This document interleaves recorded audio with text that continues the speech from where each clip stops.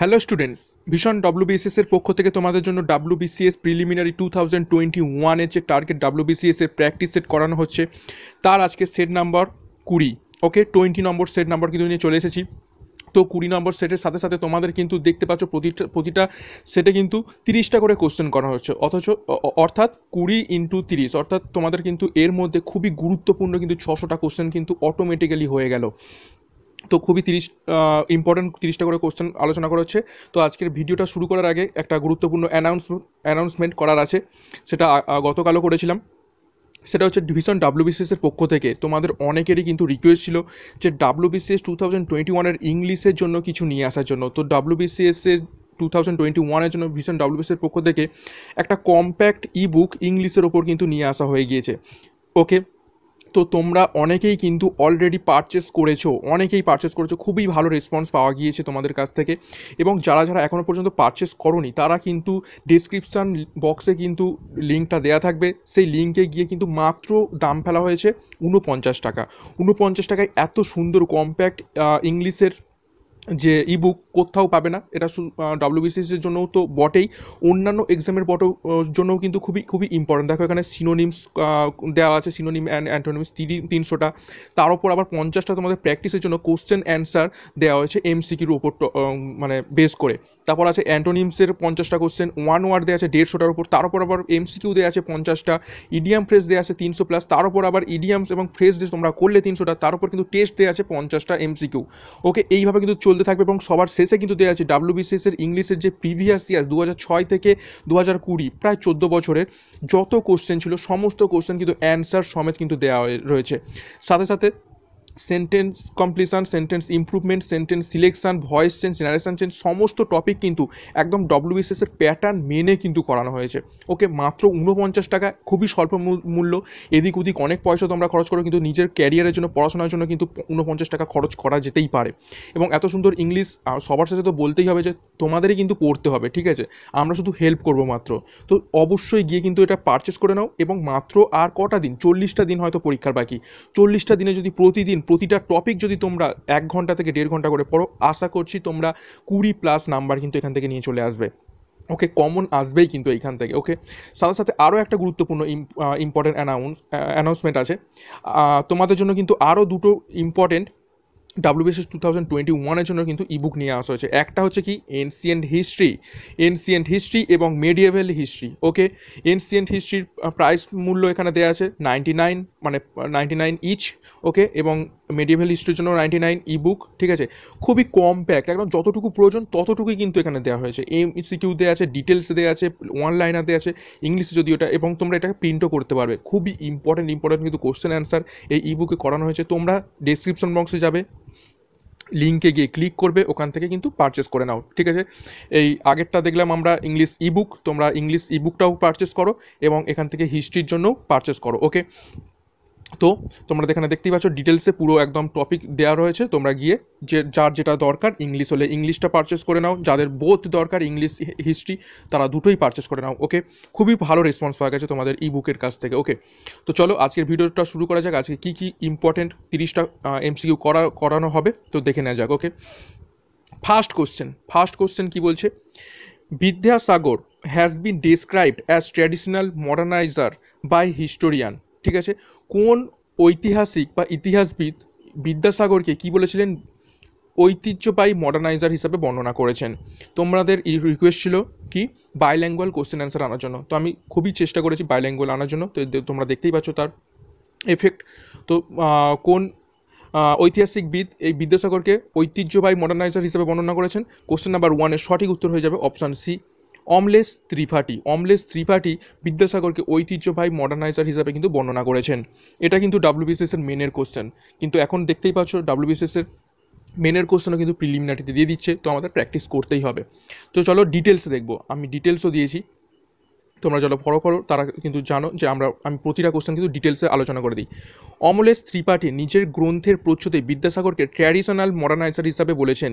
তার লিখিত গ্রন্থের নাম হলো বিদ্যাসাগর দ্য ট্র্যাডিশনাল মডার্নাইজার। সেখানে তিনি আলোচনা করেছেন যে বিদ্যাসাগর মহাশয় ব্রাহ্মণদের ঐতিহ্যগত মর্যাদা ও আভিজাত্যকে আধুনিকতার মোড়কে এক নতুন রূপ দিয়েছিলেন। বুঝতে পেরেছো? তারপর নেক্সট কোশ্চেন নাম্বার 2 দেখব। Who founded swadeshi Bhandar in 1897, অর্থাৎ কে 1897 সালে স্বদেশী ভান্ডার প্রতিষ্ঠা করেছিলেন? তো কোশ্চেন নাম্বার 2 এর সঠিক উত্তর হয়ে যাবে অপশান বি, রবীন্দ্রনাথ টেগর বা রবীন্দ্রনাথ ঠাকুর কিন্তু 1897 সালে স্বদেশী ভান্ডার প্রতিষ্ঠা করেছিলেন। কি এই স্বদেশী ভান্ডার সেটা আমরা ডিটেলসে দেখব। দেখো, স্বদেশী বিষয়টি দুইভাবে শুরু হয়েছিল। একটি হলো ভারতের ঐতিহ্যবাহী কুটির শিল্প বা ব্রিটিশজাত পণ্য দ্বারা ক্রমশ শেষ হয়ে গিয়েছিল তা পুনরায় উজ্জীবিত করা এবং অন্যান্য ভারতে উৎপাদিত শিল্পদ্রব্য কারখানাগুলি আধুনিকরণ করে পুনরায় প্রতিষ্ঠা করা। এই কর্মযজ্ঞের অন্যতম দিক ছিল 1897 সালে রবীন্দ্রনাথ ঠাকুর কর্তৃক স্বদেশী ভাণ্ডার গঠন ছিল তেমনই এক প্রয়াস। ভেরি ভেরি ইম্পর্টেন্ট একটি কোশ্চেন। ওকে, নেক্সট কোশ্চেন নাম্বার 3। এই কোশ্চেনটা কতবার যে ডাব্লিউবিসিএসে এসেছে তোমরা সকলেই জানো। ওকে, খুবই খুবই ইম্পর্টেন্ট একটি question. Ghadar party was founded in 1913 at, অর্থাৎ এই যে গদর পার্টি 1913 সালে প্রতিষ্ঠিত হয়েছিল কোথায়?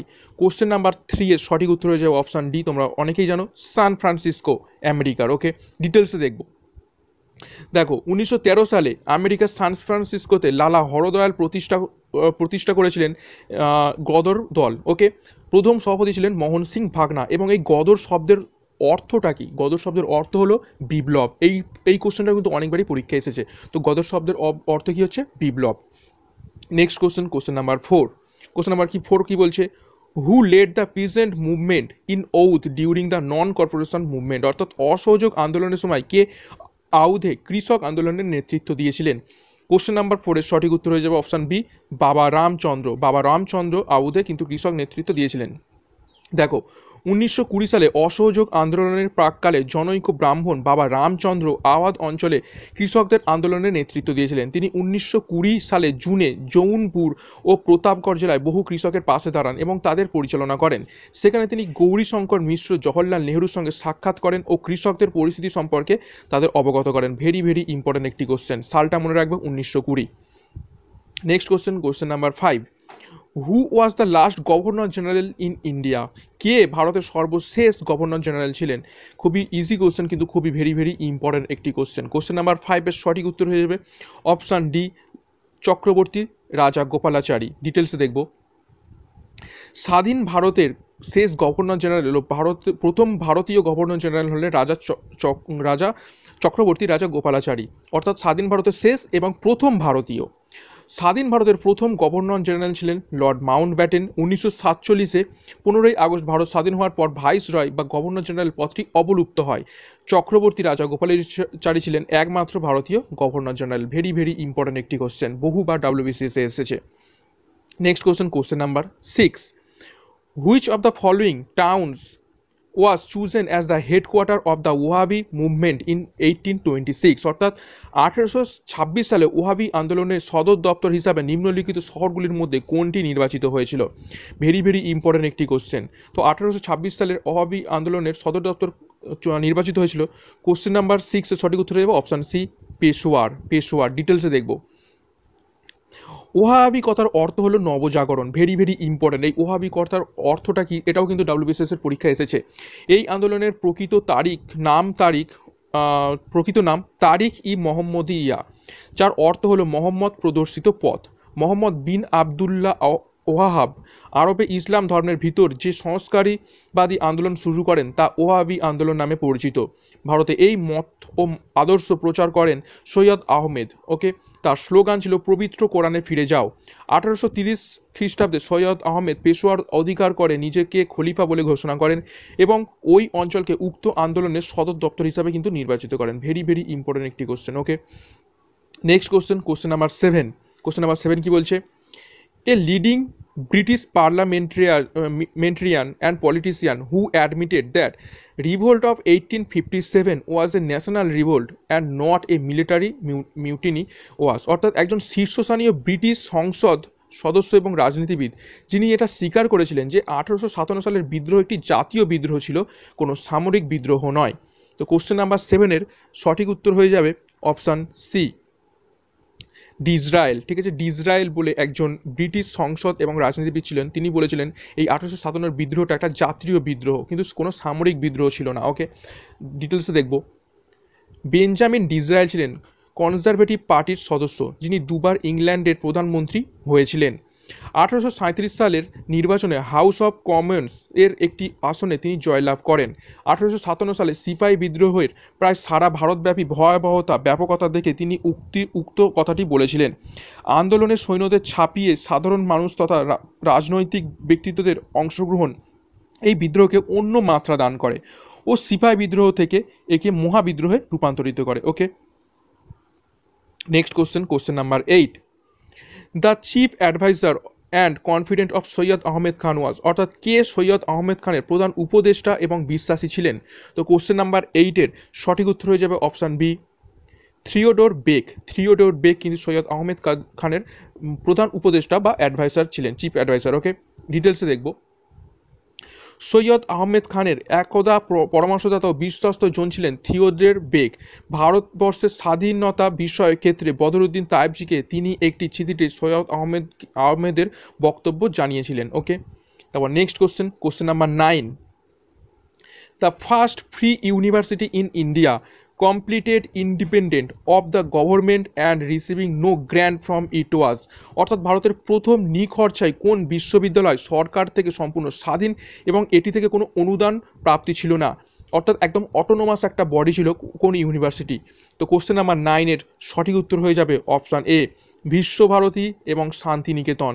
ঠিক আছে, বিশ্বভারতী এবং শান্তিনিকেতন এই দুটো ইউনিভার্সিটি দেখব ডিটেলসে।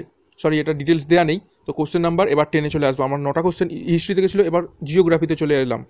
নেপনাগর in Madhya Pradesh is famous for, অর্থাৎ মধ্যপ্রদেশের নেপানগড় কিসের জন্য বিখ্যাত? ভেরি ভেরি ইম্পর্টেন্ট একটি কোশ্চেন, বহুবার পরীক্ষা এসেছে। তো কোশ্চেন নাম্বার 10-এর সঠিক উত্তর হয়ে যাবে অপশান বি, নিউজ পেপার। ঠিক আছে, নিউজ পেপার প্রিন্টের জন্য কিন্তু এই নেপনাগর বিখ্যাত। ওকে, দেখো, national newsprint and paper mill, যেটি নেপা নামে পরিচিত, যেটি 1955 সালে স্থাপিত হয় মধ্যপ্রদেশের বুরহানহাট জেলার নেপানগড়ে। ওকে, ভেরি ভেরি ইম্পর্ট্যান্ট একটি question number 11। First export processing zone in India was, অর্থাৎ ভারতের প্রথম রপ্তানি প্রক্রিয়াকরণ অঞ্চল কোনটি? কোশ্চেন নাম্বার 11-এর সঠিক উত্তর হয়ে যাবে option B, Kandla. Option B, Kandla. এটা যদি হতো, এটা ইন্ডিয়ার বদলে যদি ওয়েস্ট বেঙ্গল হতো, তখন কিন্তু উত্তর হতো ফলতা। ওকে, তো ইন্ডিয়ার ক্ষেত্রে কান্ডালা এবং ওয়েস্ট বেঙ্গলের ক্ষেত্রে কিন্তু ফলতা। ডিটেলসে দেখব। কান্ডালা মুক্ত বাণিজ্য অঞ্চল ফ্রি ট্রেড জোন হলো ভারতের প্রথম এক্সপোর্ট প্রসেসিং জোন। এটি স্থাপিত হয়েছিল 1965 সালের। আরও 6টি ইপিজেড গড়ে ওঠে, সেগুলি হলো সান্তাক্রুজ হচ্ছে মুম্বাইয়ের, ফলতা যেটা হচ্ছে পশ্চিমবঙ্গে, চেন্নাই হচ্ছে তামিলনাড়ু, নয়ডা উত্তরপ্রদেশ, কোচিন কেরালা এবং বিশাখাপত্তনম হচ্ছে অন্ধ্রপ্রদেশে। ভেরি ভেরি ইম্পর্টেন্ট, এগুলো হচ্ছে free trade zone. Okay, next question number 12। When did India become a member of WTO? Okay, Bharat কখন ডব্লিউটিওর বা ওয়ার্ল্ড ট্রেড অর্গানাইজেশনের সদস্য হয়? কোশ্চেন নাম্বার 12-এর সঠিক উত্তর হয়ে যাবে অপশান সি, 1995। 1995 সালে কিন্তু ডব্লিউটিওর সদস্য ইন্ডিয়া হয়। দেখো, ওয়ার্ল্ড ট্রেড অর্গানাইজেশন বা ডব্লিউটিও 1995 সালে জানুয়ারিতে গঠিত হয়। বর্তমানে এই সংগঠনের সদস্য রাষ্ট্রের সংখ্যা 164। ডব্লিউটিওর সদর দপ্তর সুইজারল্যান্ডের জেনিভা শহরে অবস্থিত। ডব্লিউটিওর উদ্দেশ্য হল আন্তর্জাতিক বাণিজ্যের প্রসার ও অবাধ বিনিময় ঘটানো। ভারতবর্ষ 1995 সালের বিশ্ব বাণিজ্য সংস্থার সদস্যপদ গ্রহণ করে। Okay, next question number 13। Lateritic soil is not deficient in, অর্থাৎ ল্যাটেরাইটিক মাটির নিচের কোনটির হচ্ছে ঘাটতি নেই? ল্যাটেরাইট মৃত্তিকাতে কোনটার ঘাটতি নেই? তো কোশ্চেন নাম্বার 13-এর সঠিক উত্তর হয়ে যাবে অপশান বি, আয়রনের ঘাটতি কিন্তু এই ল্যাটেরাইট মৃত্তিকাতে নেই। আয়রনের প্রাচুর্য কিন্তু এই ল্যাটেরাইট মৃত্তিকাতে খুবই বেশি, যেই কারণেই কিন্তু এই ল্যাটেরাইট মৃত্তিকার রং কিছুটা লাল হয়। ওকে, দেখো, ধৌতকরণ প্রক্রিয়ায় ল্যাটেরাইট মাটির উপরিস্তর থেকে চুন, জৈব পদার্থ, ফসফেট অপসারিত হয়। ওকে, কিন্তু এর মধ্যে কিন্তু আয়রন খুবই বেশি পরিমাণে থাকে। Next question number 14। A proclamation of emergency must be placed before the parliament for its approval within. Okay, অর্থাৎ জরুরি অবস্থা অনুমোদনের জন্য সংসদে কতদিন আগে তার ব্যাপারে ঘোষণা করতে হবে? ভেরি ভেরি ইম্পর্ট্যান্ট একটি কোশ্চেন। তো কোশ্চেন নাম্বার 14-এর সঠিক উত্তর হবে অপশান এ অর্থাৎ 1 মান্থ, অর্থাৎ 1 মাস আগে কিন্তু জরুরি অবস্থা যে ঘোষণা হবে তার ব্যাপারে কিন্তু সংসদে বলতে হবে। ওকে, এটা হচ্ছে পার্লামেন্টের নিয়ম। তারপর question number 15, what is the meaning of zero hour? ঠিক আছে, অর্থাৎ জিরো আওয়ার কথার অর্থ কী? তো কোশ্চেন নাম্বার 15-এর সঠিক উত্তর হয়ে যাবে option D, question answer session. Question answer সেশনটাকে জিরো আওয়ার বলা হয়। তো ডিটেলসে দেখব। জিরো আওয়ার হলো একটি রাজনৈতিক পরিভাষা, এর অর্থ হলো প্রশ্ন উত্তর পর্ব। পার্লামেন্টে দুপুর 12টার সময় জিরো আওয়ার পর্ব শুরু হয়। এই সময় সংসদগণ সেই সমস্ত গুরুত্বপূর্ণ বিষয় উত্থাপন করে যে বিষয়গুলি কোনোভাবেই দেরি করা যায় না। ভেরি ভেরি ইম্পর্ট্যান্ট একটি question. Next question, question number 16, which committee is the largest committee of the parliament? অর্থাৎ সংসদের বৃহত্তম কমিটি কোনটি? কোশ্চেন নাম্বার 16-এর সঠিক উত্তর হয়ে যাবে option A, the estimate committee. The estimate committee সব থেকে বৃহত্তম বা লার্জেস্ট কমিটি ইন পার্লামেন্ট। ডিটেলসে দেখব। আনুমায়িক ব্যয় কমিটি বা দ্য এস্টিমেট কমিটি হলো সংসদের সবচেয়ে বড় কমিটি। এই কমিটি 30 জন সদস্য নিয়ে গঠিত। লোকসভার সদস্যরা নিজেদের ভিতর থেকেই এই কমিটির সদস্য নির্বাচন করেন। উল্লেখ্য, এই কমিটি প্রথমবার গঠিত হয়েছিল 1950 সালে। ভেরি ভেরি ইম্পর্ট্যান্ট একটি question. Next question, question number 17, one of the problem in calculating the national income in India correctly. আমরা কিন্তু ইকোনমিক্সে ঢুকে পড়লাম। ভারতের জাতীয় আয়ের সঠিকভাবে গণনা করতে অন্যতম সমস্যা হলো কোনটি? তো কোশ্চেন নাম্বার 17-এর সঠিক উত্তর হয়ে যাবে অপশান সি, নন মেনশন কনজামশন। নন মেনশন কনজামশনের জন্য কিন্তু ভারতের জাতীয় আয় সঠিকভাবে গণনা করা যায় না বা এটা সমস্যা দেখা যায়। ডিটেলসে পড়লে বুঝতে পারবে। ভারতের জাতীয় আয় পরিমাপের অন্যতম সমস্যা হলো নন মেনশনড কনজামশন, যেমন গৃহবধূদের কাজ, সেবামূলক কাজ ইত্যাদি। এ ধরনের কনজামশনের ক্ষেত্রে আর্থিক মূল্য যেহেতু জড়িত থাকে, সেহেতু এই ধরনের লেনদেনকে জাতীয় আয়ের পরিমাপের মধ্যে আনা যায় না, ফলে জাতীয় আয়ের পরিমাপ সঠিক হয় না। ওকে, তো next question, question number 18, the largest revenue in India is obtain from. অর্থাৎ ভারতের বৃহত্তম আয় কি থেকে প্রাপ্ত হয়? তো কোশ্চেন নাম্বার 18-এর সঠিক উত্তর হয়ে যাবে option C, excise duties. Excise ডিউটিসের মাধ্যমে ভারতের বৃহত্তম আয় কিন্তু প্রাপ্ত হয়। ডিটেলসে দেখলে বুঝতে পারবে। ভারতের কেন্দ্রীয় সরকার সবচেয়ে বেশি যে ধরনের কর রাজস্ব আদায় করে তা হলো পরোক্ষ কর। পরোক্ষ করগুলির মধ্যে সবচেয়ে বেশি রাজস্ব উৎপাদন হয় শুল্ক থেকে লাভ করে। জিএসটি চালু হওয়ার আগে পর্যন্ত কিন্তু এটা ছিল। ওকে, তারপর নেক্সট, এখন তো জিএসটি থেকে সব থেকে বেশি আয় হচ্ছে। তো জিএসটি চালু হওয়ার আগে কিন্তু এই ব্যাপারটা ছিল, সব থেকে বেশি কর কিন্তু এক্সারসাইজ ডিউটি থেকে পাওয়া যেত। ওকে, নেক্সট কোশ্চেন, কোশ্চেন নাম্বার কী আছে 19টা দেখব। The income tax in India is. অর্থাৎ ভারতে আয় কর হলো কী ধরনের একটা ট্যাক্স? তো কোশ্চেন নাম্বার 19-এর সঠিক উত্তর হয়ে যাবে option C, direct and progressive tax. Income tax হলো ডাইরেক্ট ট্যাক্স এবং প্রোগ্রেসিভ ট্যাক্স। তো ডিটেলসে দেখব। পৃথিবীর অন্যান্য দেশগুলির মতো ভারতের আয়করও প্রত্যক্ষ কর। এছাড়া আয়কর এক ধরনের প্রগতিশীল কর, কারণ বৃদ্ধির সঙ্গে সঙ্গে আয়করের হার কিন্তু বৃদ্ধি পায়। ওকে, তারপর আমরা চলে আসলাম সায়েন্সে। খুবই ইম্পর্টেন্ট কিন্তু কোশ্চেন সায়েন্স থেকে আসে ডাব্লিউবিসিএসে, এবং খুবই কনফিউশন হয় কোশ্চেনগুলো। তো ডিটেলসে দেখব, ভিডিওর স্কিপ করবে না। Several colours on the screen of a colour television are produced by mixing lights of colours. অর্থাৎ রঙিন টেলিভিশনের পর্দার বেশ কয়েকটি রঙের আলোর মিশ্রণ দ্বারা রং উৎপাদিত হয়, সেগুলি কি কি? এটা শুধু হচ্ছে টেলিভিশনের জন্য না, এটা কিন্তু মোবাইলের জন্যও প্রযোজ্য। তো সেই 3টে মেন কালার কি কি, যার মাধ্যমে কালার কিন্তু উৎপন্ন করা হয়? তো কোশ্চেন নাম্বার 20 সঠিক উত্তর হয়ে যাবে option C, red green blue, যেটাকে বলা হয় RGB। তোমরা যারা ক্যামেরার ব্যাপারে অনেক জেনে থাকবে বা যারা ফটো এডিট করো, তাদের কাছে কিন্তু এই RGB কথাটা কিন্তু খুবই গুরুত্বপূর্ণ এবং খুবই পরিচিত। ওকে, এই RGBটা কিন্তু very very important. Red, green এবং ব্লু এই 3টে কালার কিন্তু মেন কালার, যা মিশ্রণ ঘটিয়ে অন্যান্য কালার কিন্তু উৎপন্ন করা হয়। Okay, next question, question number 21, which of the following is a good nuclear fuel. অর্থাৎ নিচের কোনটি ভালো পারমাণবিক জ্বালানি? ভেরি ভেরি ইম্পর্টেন্ট একটি কোশ্চেন এবং বহুবার কিন্তু পরীক্ষা এসেছে। কোশ্চেন নাম্বার 21-এর সঠিক উত্তর হয়ে যাবে অপশান সি, প্লুটোনিয়াম 239। প্লুটোনিয়াম 239 হচ্ছে সব থেকে ভালো নিউক্লিয়ার ফুয়েল বা পারমাণবিক জ্বালানি। Okay, next question, question number 22, most glasses contain about 71% by weight of, অর্থাৎ বেশিরভাগ কাঁচে তার ওজনের প্রায় 71% কী থাকে? কোশ্চেন নাম্বার 22 এর সঠিক উত্তর হয়ে যাবে option A silicon dioxide. Silicon dioxide থাকে কিন্তু বেশিরভাগ কাঁচে, ওকে, সেটা হচ্ছে 71%। নেক্সট কোশ্চেন নাম্বার 23 কি বলছে? এ ম্যাজিক বুলেট ইজ, অর্থাৎ একটা ম্যাজিক বুলেট হলো কি? তো কোশ্চেন নাম্বার 23 এর সঠিক উত্তর হয়ে যাবে অপশান বি ড্রাগ। একটা হচ্ছে ড্রাগ বা একটা হচ্ছে ওষুধ দ্যাট সিলেক্টিভলি টার্গেটস, যেটা একদম নির্দিষ্টভাবে টার্গেট করে এ ডিজিজ, একটা রোগকে, উইথআউট আদার এফেক্টস, কোনো রকম সাইড এফেক্ট ছাড়াই কোনো একটা নির্দিষ্ট রোগকে টার্গেট করে একটা ওষুধ, সেটাকেই বলা হচ্ছে ম্যাজিক বুলেট। ঠিক আছে, ধরো আমার জ্বর হয়েছে, আমি সেটার জন্য প্যারাসিটামল খাবো। এই প্যারাসিটামল খেলাম শুধুমাত্র আমার জ্বরের বা তাপমাত্রা কমানোর জন্য, ঠিক আছে, এবং আমার দেহের হয়তো কোনো সাইড এফেক্ট করলো না, তখন এই প্যারাসিটামলটাকে কী বলবো? Magic bullet. ওকে, এই হচ্ছে ব্যাপার ম্যাজিক বুলেট।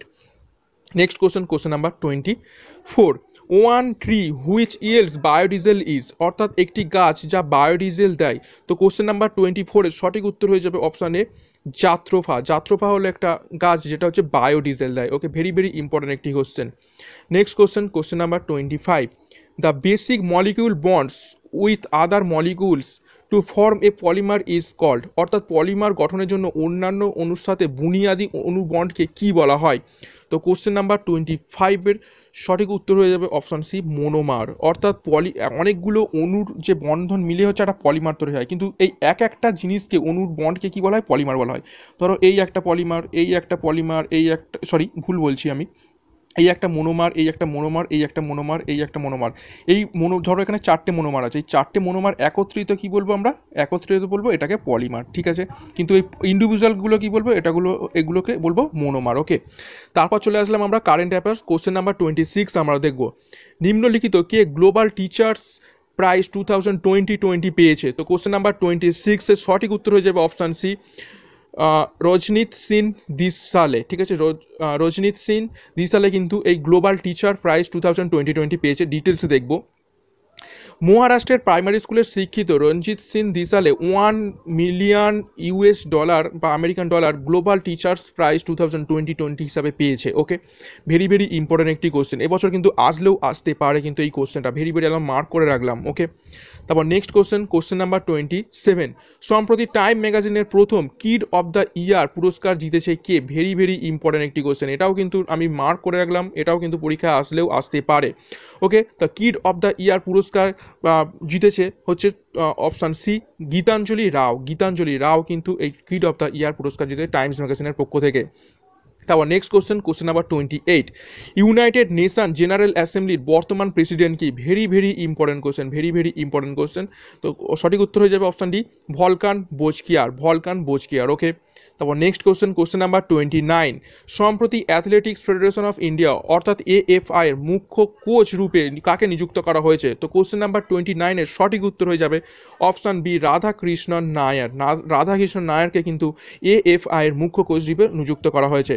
তো নেক্সট কোশ্চেন নাম্বার 30 সম্প্রতি ফর্মুলা 2 এর রেস জয়ী প্রথম ভারতীয়কে? ভেরি ভেরি ইম্পর্টেন্ট, এটা আমি মার্ক করে রাখলাম, এটাও কিন্তু আসতে পারে, কেননা প্রথম ভারতীয় ফর্মুলা 2 কিন্তু জিতেছে। তো কোশ্চেন নাম্বার 30 এবং আজকের যে টপিক তোমরা দেখতে পাচ্ছ WBCS সেট 20 শেষ কোশ্চেন, তো সঠিক উত্তর হয়ে যাবে অপশান সি জেহান দারুওয়ালা। ডিটেলসে দেখব। সম্প্রতি 6 ডিসেম্বর 2020 তারিখে বাহারিনে অনুষ্ঠিত ফর্মুলা 2 রেসে জিতেছে প্রথম ভারতীয় হয়েছেন জেহান দারুওয়ালা। ঠিক আছে, তো যেটা আবার আমি শুরুতে বলেছিলাম যে তোমরা যদি ইংলিশের যে এই বুকটা এসেছে সেটা যদি পারচেস করতে চাও ডেসক্রিপশান বক্সে চলে যাবে, ওই লিঙ্ক থেকে কিন্তু মাত্র 49 টাকা, খুবই স্বল্প মূল্যে প্রায় 200 পেজের ইবুক, যেখানে ডিটেলসে 16টা টপিক কিন্তু করানো হয়েছে উইথ MCQ এবং অ্যান্সার সমেত। ঠিক আছে, এবং যেখানে প্রিভিয়াস ইয়ার্সের কোশ্চেনপত্রও দেওয়া আছে, একদম কম্প্যাক্ট ইংলিশ ইবুক তোমাদের WBCS কিন্তু 20+ মার্কস ক্যারি করতে কিন্তু খুবই হেল্প করবে যদি তোমরা এটাকে ফলো করো খুবই সুন্দরভাবে। ওকে, তো যাও পারচেস করে নাও, এবং সাথে যেটা আরও দুটো ইবুকের কথা বলেছিলাম, একটা হচ্ছে এনসিয়েন্ট হিস্ট্রি এবং মেডিয়েভাল হিস্ট্রি, এটাও কিন্তু তোমরা পারচেস করে নিতে পারবে। ডিসক্রিপশন বক্সে কিন্তু লিঙ্ক দেওয়া আছে, চাও গিয়ে পারচেস করে ফেলো। এবং ভিডিওটি কেমন লাগলো অবশ্যই চ্যানেলে যদি নতুন হয়ে থাকো অবশ্যই কিন্তু চ্যানেলটিকে সাবস্ক্রাইব করো, এবং ভিডিও কেমন লাগলো লাইক এবং কমেন্ট করে জানাও, তোমাদের কতগুলি সঠিক অ্যান্সার এই 30টার মধ্যে করতে পারলে, এবং বন্ধুদের সাথে অবশ্যই কিন্তু ভিডিওটা শেয়ার করো। তো নেক্সট আমরা সেট নাম্বার 21 নিয়ে হাজির হয়ে যাব। তো ততক্ষণের জন্য এখানেই শেষ করছি। Thank you. ওকে।